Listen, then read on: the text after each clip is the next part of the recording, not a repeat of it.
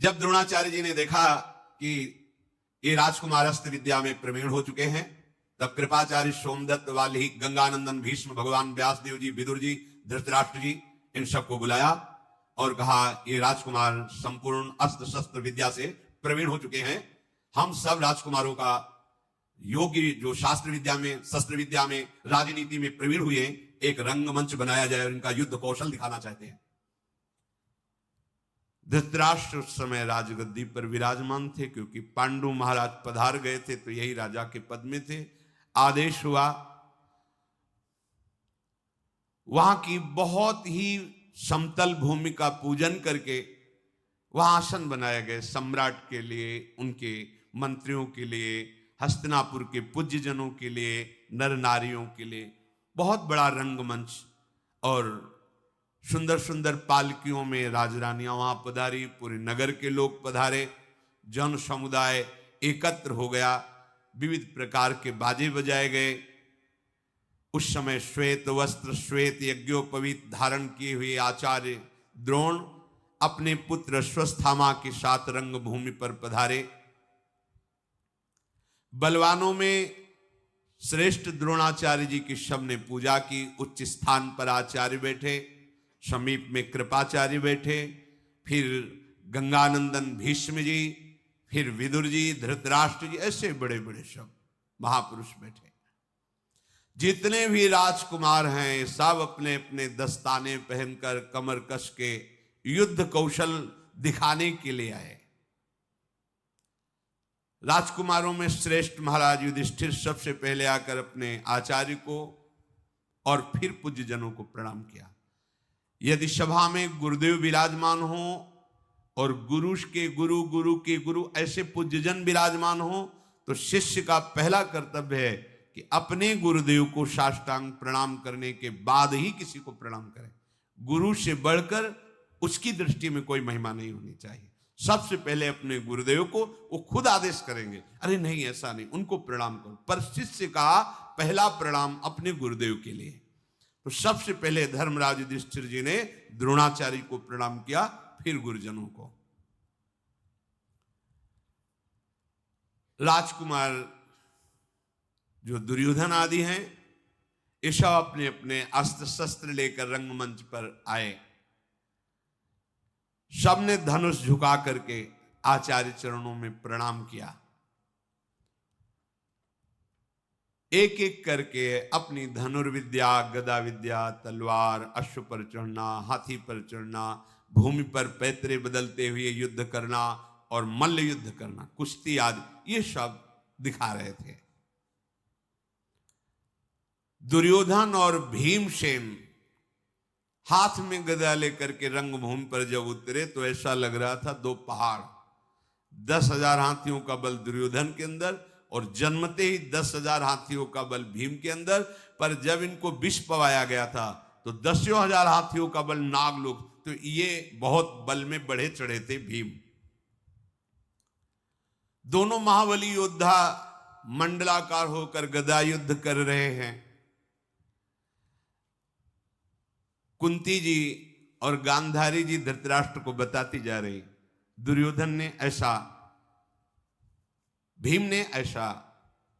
बहुत बुद्धिमान धृतराष्ट्र जी हैं, विचार कर रहे हैं कि जैसे पैतरे भीम बदलता है, देख तो पा नहीं रहे, सुन के दुर्योधन कभी इनसे जीत नहीं सकता।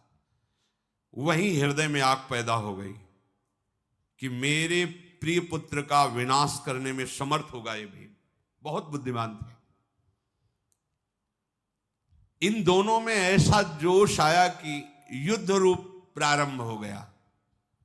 फिर तो सारी रंगभूमि में हाहाकार मच गया। तत्काल द्रोणाचार्य जी ने अश्वत्थामा से कहा, बीच में जाओ, इनको रोक दो, ये रंग कौशल दिखाना है या युद्ध करना है।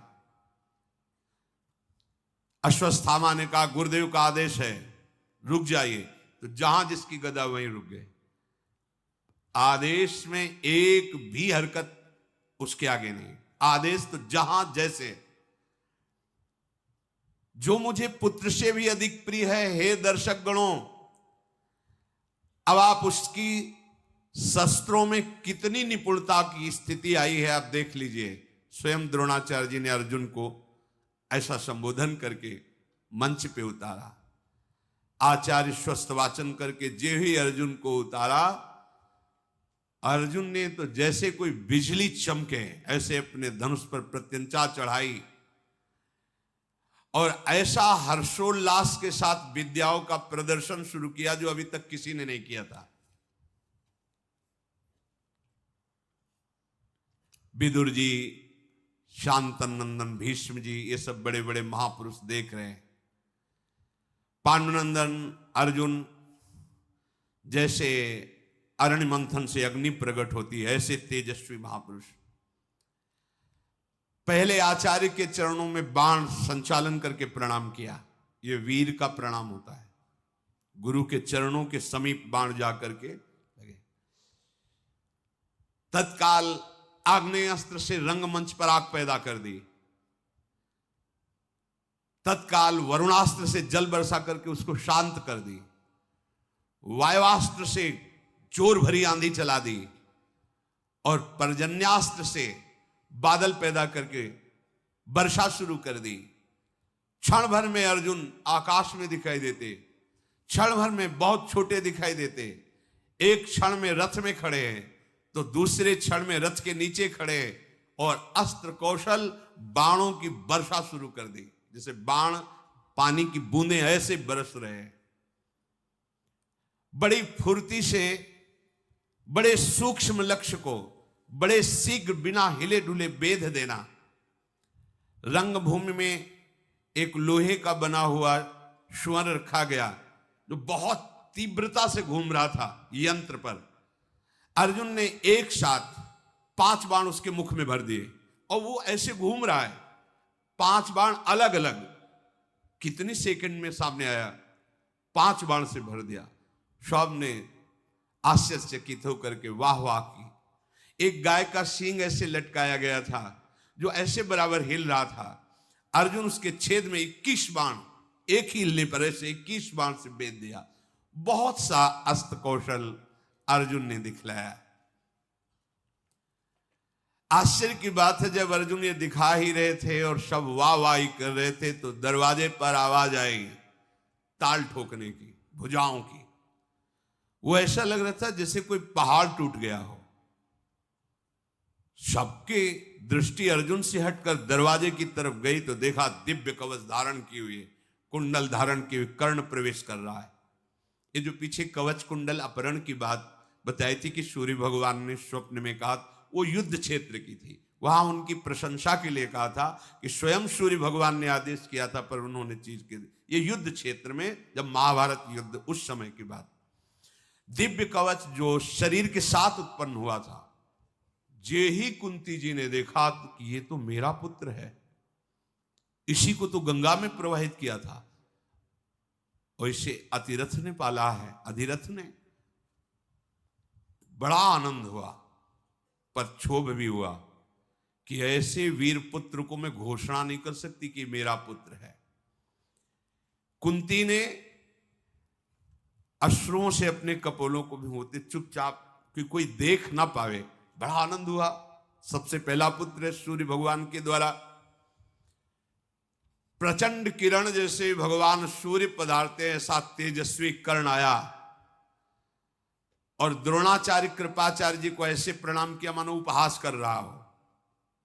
थोड़ा अभिमान भी था। गुरुजनों से ऐसा नहीं करना चाहिए। ऐसे गुरुजनों को एक हाथ से प्रणाम नहीं किया जाता वैसे। और द्रोणाचार्य जी से का बड़ा यश गा रहे हो अपने शिष्य अर्जुन का, इसने जितनी कलाएं दिखाई इससे बढ़कर कम समय में मैं कलाएं दिखाता हूं। सब सभा सन्न रह गई। तुरंत बहुत से वीरों के साथ दुर्योधन खड़ा हुआ। अवश्य अवश्य स्वागत है वीर तुम्हारा, क्योंकि वो तो चाह ही रहा था कि अर्जुन की समानता करने वाला कोई नहीं, कम से कम ये वीर तो बोल तो रहा है पर आज दिखाई भी देगा कि कितना वीर है।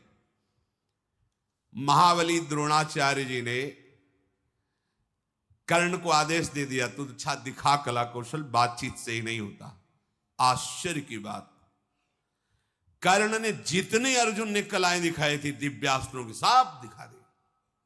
और कम समय में, अर्जुन से कम समय में, बड़े भाई हैं पर पता नहीं है ना किसी को। और द्रोणाचार्य जी से कहा आदेश कीजिए इस अर्जुन को, इसी रंगमंच पर मैं द्वंद्व युद्ध से ललकार कर इसके प्राणों का हरण करना चाहता हूं, मुझे ईर्ष्या है इससे। खड़ा हो गया दुर्योधन और छाती से लगाया कर्ण को और कहा प्रिय मित्र, हस्तिनापुर का राज्य तुम्हारा, जैसे चाहो वैसे भोगो, तुम्हें मैं मित्र स्वीकार करता हूं और इन शत्रुओं के मस्तक पर पैर रख दो, यही हमारी इच्छा। उसकी तो छाती भूल गए। कुंती जी के हृदय में बड़ा क्षोभ हुआ कि दोनों मेरे लाडले, मैं कैसे बता पाऊं कि कर्ण भी मेरा पुत्र है। कर्ण ने कहा आचार्य चरण, यदि अर्जुन खड़ा रहा तो जीवित नहीं रह सकता, मैं तुमको वचन देता हूं। यहां बड़ा आक्षेप। अर्जुन ने आचार्य चरण से कहा कि आप जानते हो कि आपका शिष्य निर्बल नहीं है, आप आदेश कर दो, इस वीर को मैं अभी धूल चटा देता हूं। कर्ण की ओर बढ़े। द्रोणाचार्य, कृपाचार्य, भीष्म जी सब आश्चर्यचकित हो रहे कि रंगमंच पर कहीं युद्ध न प्रारंभ हो जाए।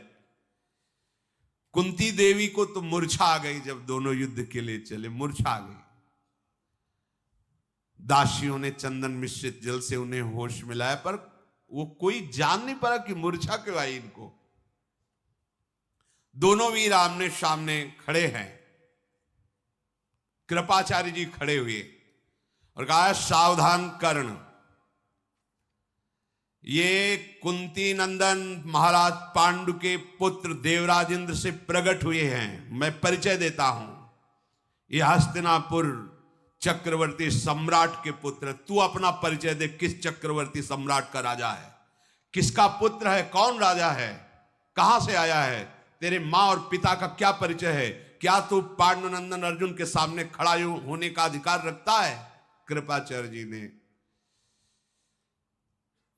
कर्ण भगवान सूर्य की तरफ ऐसे देखा। महाराज आप जानते हो और मैं भी जानता हूं कि मैं कौन हूं, पर कैसे इनको परिचय दूं। ग्रीवा झुकाकर खड़ा हो गया, उत्तर नहीं। कृपाचार्य के कहने पर कर्ण की आंखों में रोष है और लज्जा से सर झुकाकर खड़ा हो गया, जैसे कमल मुरझाया हुआ हो। दुर्योधन ने कहा आचार्य चरण, कृपाचार्य से, तुम्हें पता है 3 प्रकार के राजा होते हैं। एक होता है राजकुल में पैदा हुआ उत्तम, दूसरा होता है सेनापति, अपने बल विक्रम से राजा को परास्त करके राज्य पद पर बैठ जाना, और तीसरा होता है एक राजा मित्र अपने दूसरे मित्र को राजा बना सकता है। मैं इसे राजा घोषित करता हूं, अंगराज कर्ण। मैं अभी तिलक करता हूं। अगर आप कहते हो कि किस राज, तो मैं इसे राजपद पे देता हूं, और चक्रवर्ती सम्राट पद पर धृतराष्ट्र है, तो अधिकार है दुर्योधन का। तत्काल ब्राह्मणों को बुलाया, स्वस्ति वाचन हुआ, स्वर्ण का सिंहासन रखवाया, मुकुट रखकर अंगराज के पद पर कर्ण का अभिषेक कर दिया। राजा कर्ण ने कहा दुर्योधन बिक गया मैं, आप कर्ण का जीवन तुम्हारे हाथ में है।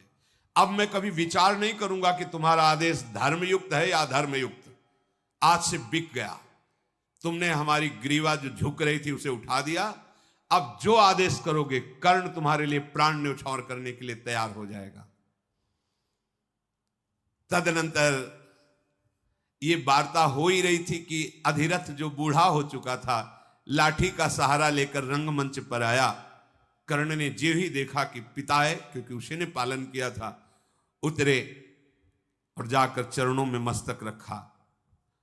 उसने कहा बेटा, इन राजकुमारों की सेवा करना पूरा जीवन मेरा धर्म रहा है, और तुम इन्हीं की समानता करना चाहते हो। नहीं नहीं, ऐसा तुम नहीं कर सकते, तुम मेरे बेटे हो।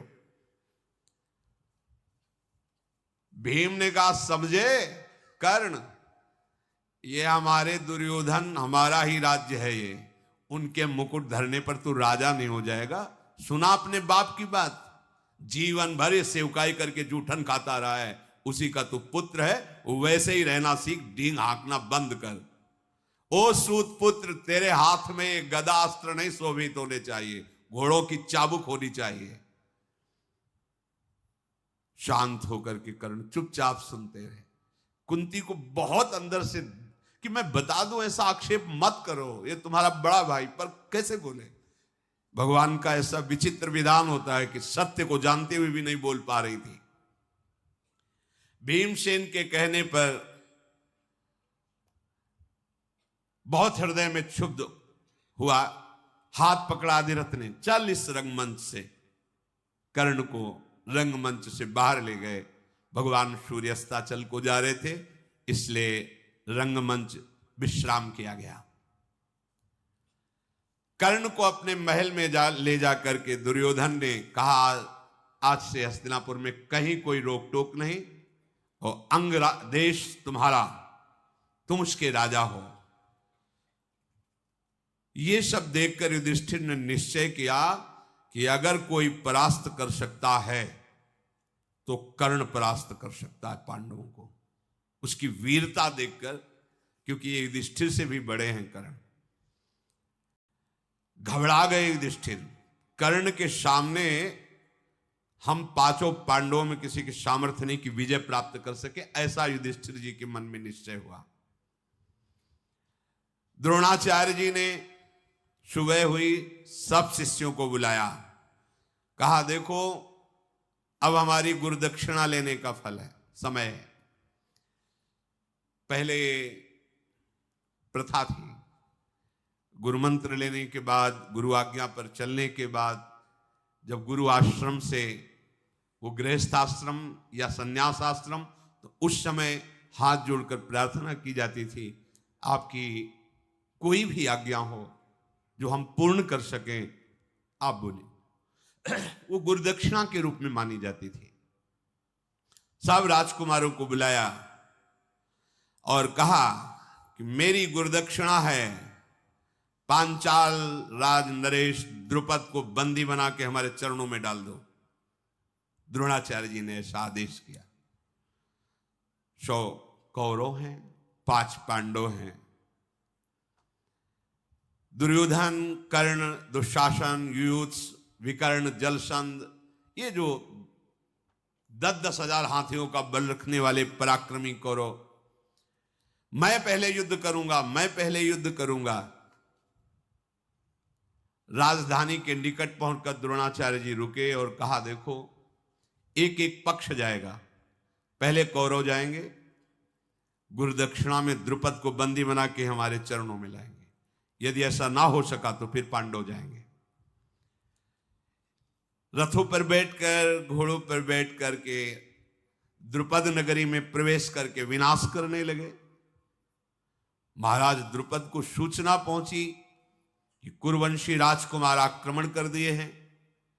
द्रुपद महावीर थे, तत्काल सैनिक और भाइयों के साथ वहां पधारे। अब ये राजकुमार कहां द्रुपद, भयानक बाणों की वर्षा की भय से भयभीत होकर भागने लगे 100 कौरव। घायल अवस्था में चीख पुकार करके वहां टिकी ही नहीं पाए उनके सामने। अर्जुन ने कहा, ये जो आवाज सुनाई दे रही कौरवों की त्राहिमाम की आवाज है। गुरुदेव, वो भी आपके शिष्य हैं और हमारे भाई हैं, अगर आप विलंब करते हैं तो हो सकता है उनके प्राणों पर भी आ जाए। आप आदेश कीजिए, मैं अभी बंदी बना करके द्रुपद को आपके चरणों में डालता हूं। ऐसा ही हो, तथास्तु कहकर आदेश कर दिया। पांचाल द्रुपद बाणों से कर्ण को, दुशासन को, दुर्योधन को ऐसी मार लगाए, चीखते चिल्लाते हुए सब भाग पड़े, आर्तनाद करने लगे। शत्रुओं को सिंहनाद करते हुए अपने रथ से, घरघराट से भयभीत करते हुए अर्जुन चले और कहा, महाराज युधिष्ठिर, आप गुरु सेवा में रहिए।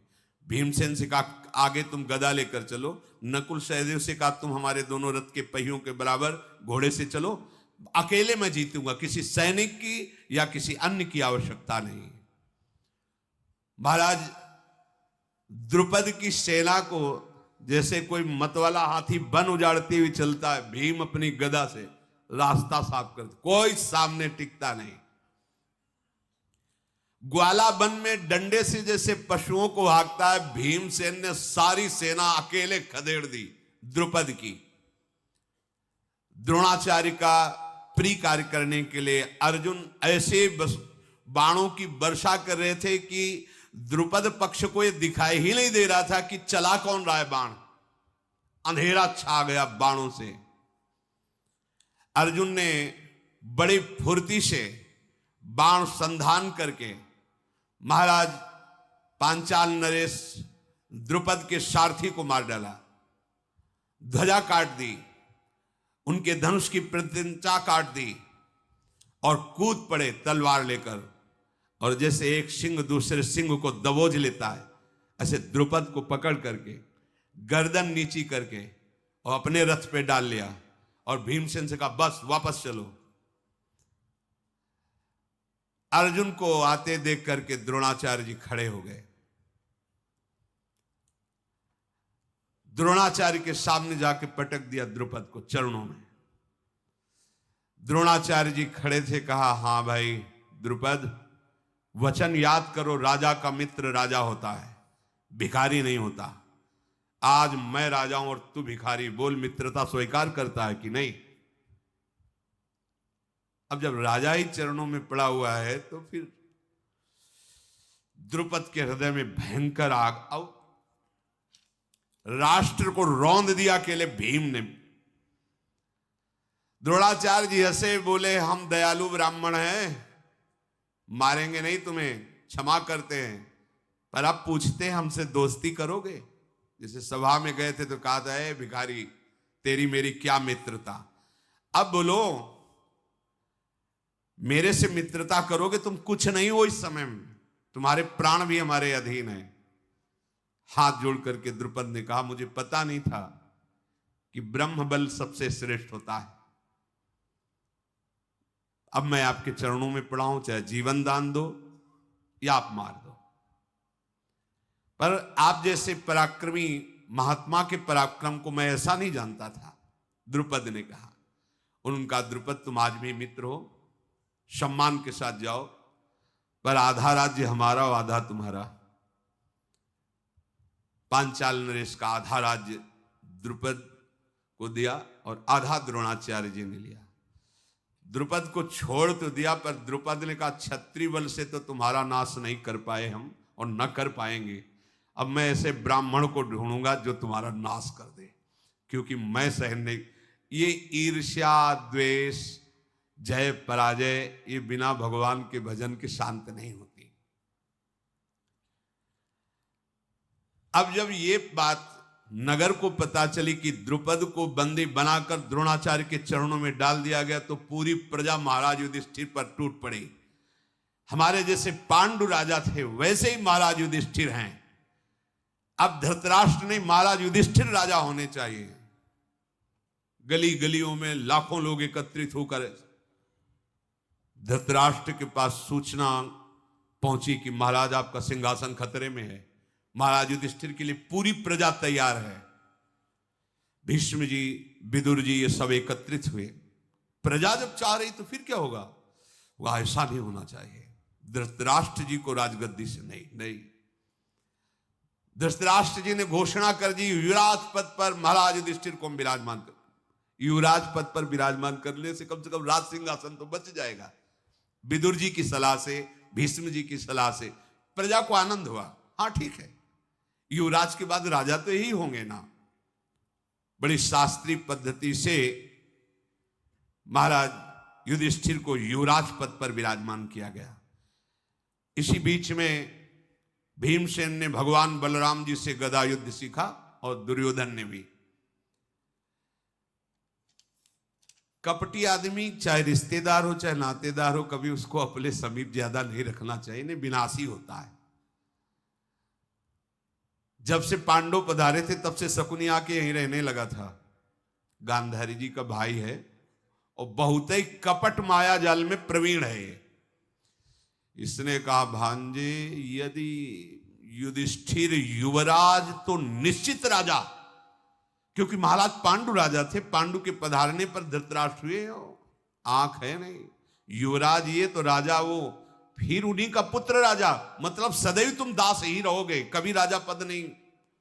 मारो, पांचों को मारो। अब उनके हृदय में बड़ी जलन हुई कि अब क्या करो। समुद्र पर्यंत सारी पृथ्वी का राज्य महाराज युधिष्ठिर को मिलेगा, क्योंकि युवराज हो गए, अब क्या कर सकते हैं। इतने में जो भी राजा सर उठाता विरोध में, भीम और अर्जुन जाकर परास्त करके धनराशि धृतराष्ट्र के चरणों में समर्पित करते।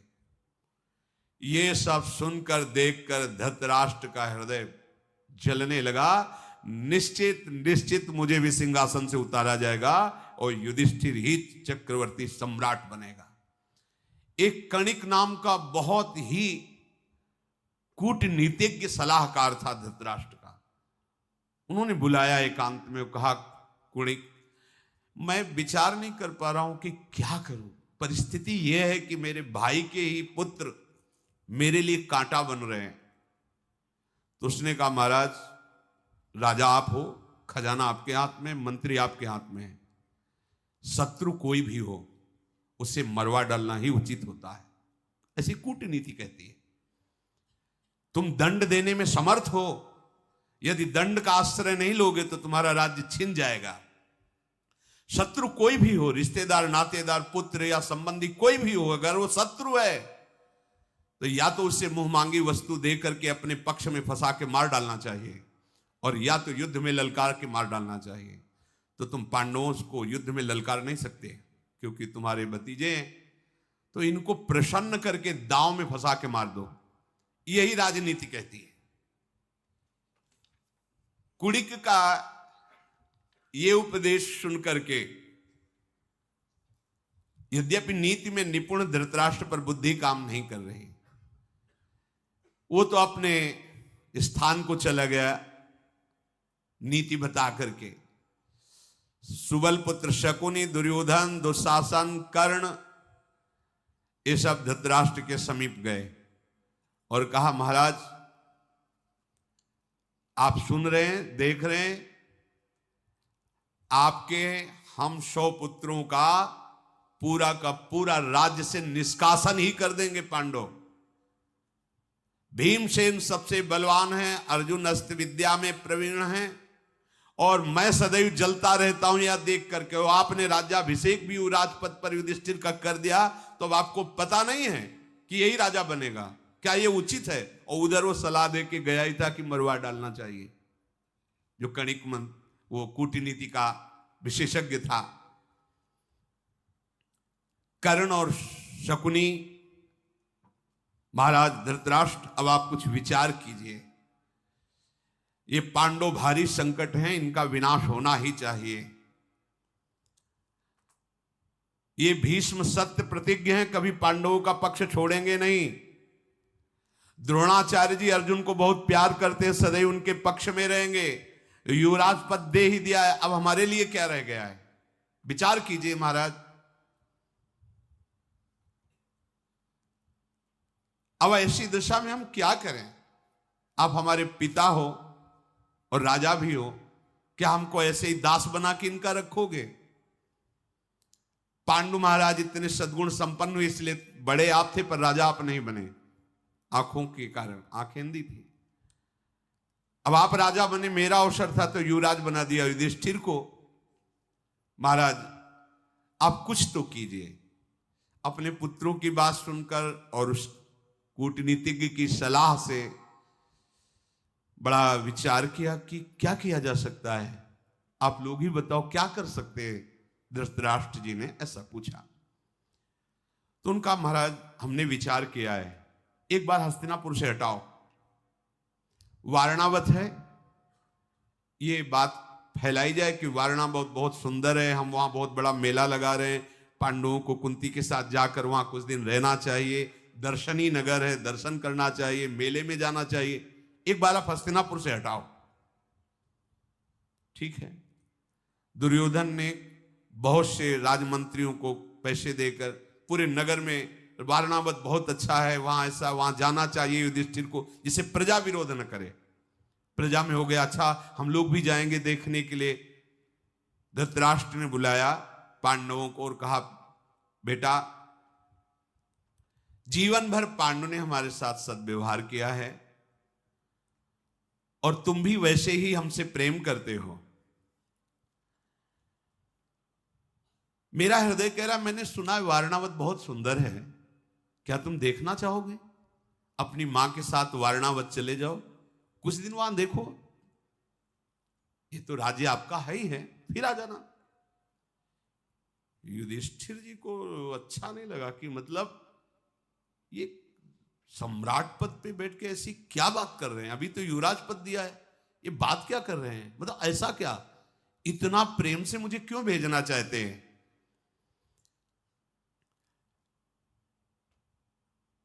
निश्चिंत होकर तुम जाओ, क्या सोच रहे हो युधिष्ठिर, बिल्कुल मंगल है।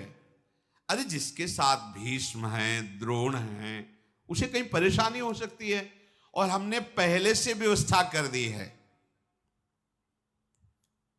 धृतराष्ट्र की बात को संशयपूर्ण लेते हुए युधिष्ठिर बहुत बुद्धिमान थे, धर्म का अवतार है, सोचा कि मैं असहाय हूं, इस समय मुझे वही करना है जैसा ये आदेश कर रहे हैं।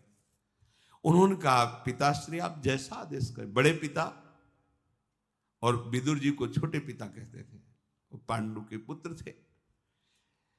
युधिष्ठिर ने शांतनंदन भीष्म, विदुर जी, द्रोण, वाल्मीकि, सोमदत्त, कृपाचार्य, इन सब ब्राह्मणों को प्रणाम किया और कहा, आदेश मिला है मुझे वारणावत जाने का।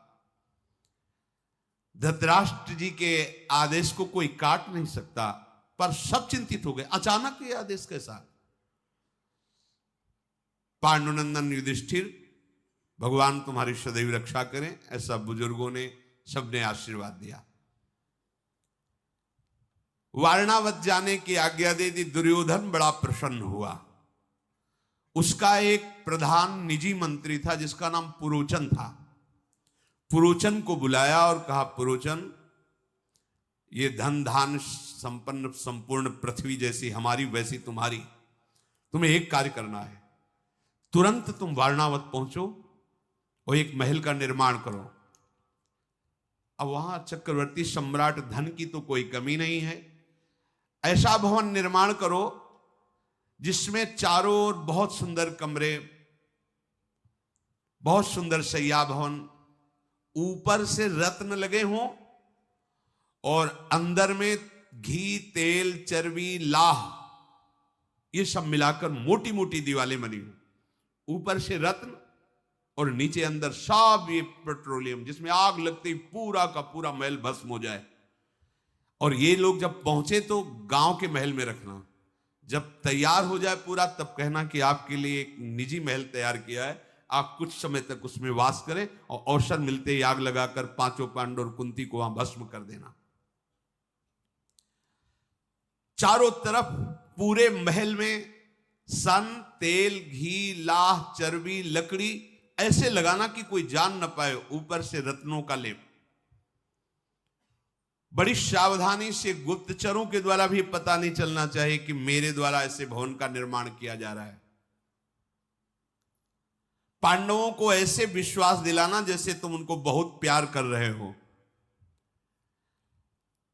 जब पांडव जल जाएं तब तुम भी बाहर खड़े होकर के रोना कि हाय ये क्या हो गया, कैसे आग लग गई, क्या हो गया, तो ऐसे, और हमें सूचना देना। पुरोचन ने वैसा ही करने का ठाना जैसा दुर्योधन ने कहा था। शीघ्रगामी रथ पर आरूढ़ होकर वो वारणावत पहुंचा और गुप्त रूप से रात्रि में सब सामान मंगवाता और महल का निर्माण शुरू किया। पांडवजन हस्तिनापुर को प्रणाम करके दुखी होकर के चले तो उनको पहुंचाने के लिए द्रोणाचार्य, कृपाचार्य, विदुर जी और बड़े बूढ़े हस्तिनापुर के साथ कुछ दूर छोड़ने के लिए गए। धृतराष्ट्र यद्यपि ये नहीं जानते थे कि वहां आग लगाने का प्लान ये लोग कर रहे, वो केवल दूर भेजना चाहते थे। महाराज युधिष्ठिर विदुर जी की तरफ देख रहे थे। सभा साथ चल रही थी, पर बार बार विदुर जी की तरफ की कोई संकेत, कोई इशारा। भीष्म जी ने कहा, हम लोग ये नहीं चाहते थे कि आप हस्तिनापुर से वारणावत जाएं, पर महाराज का आदेश क्यों है ये मुझे पता नहीं, और उनके आदेश पर हम सिंहासन के अधीन, जो सिंहासन पे होगा उसका जो आदेश होगा हम उसी के पालन में दृढ़ रहेंगे, ऐसा हमने अपने पिता को वचन दिया है, महाराज शांतनु को। इसलिए हमारा कोई आदेश चलेगा नहीं, हम चाहते नहीं हैं पर तुम्हें जाना पड़ेगा।